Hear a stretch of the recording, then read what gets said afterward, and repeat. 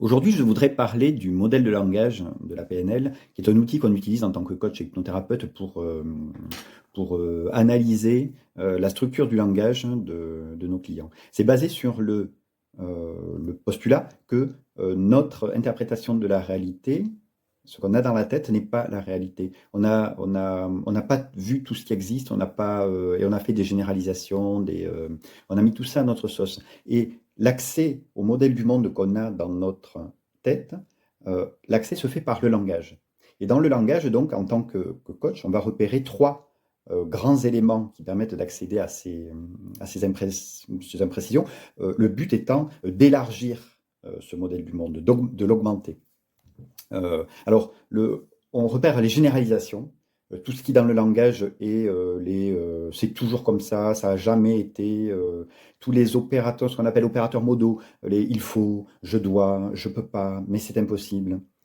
Ça, c'est les généralisations. Deuxième point, on repère les omissions, tous les manques. Quand il n'y a pas d'index, de référence, le fameux on ou les ils ont dit. On va observer s'il manque des comparatifs. C'était mieux avant. Oui, mais mieux que quoi?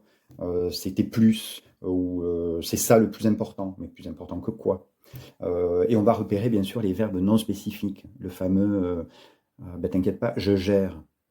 Ou ça, ou les nominalisations, la communication.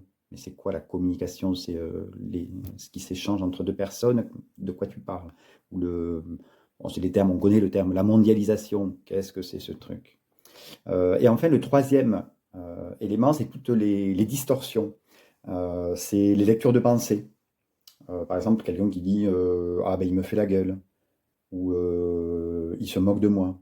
Ah bon, comment tu fais pour le deviner, quoi?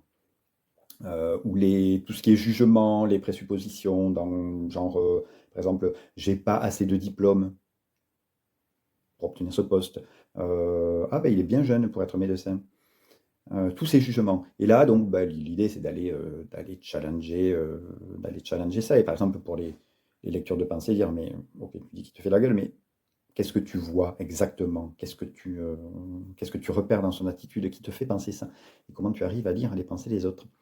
Voilà, donc c'est par ce modèle du langage qu'on appelle le métamodèle qu'on accède à une réalité, la réalité de ce qu'il y a à l'intérieur de notre tête. Et voilà, et c'est super intéressant.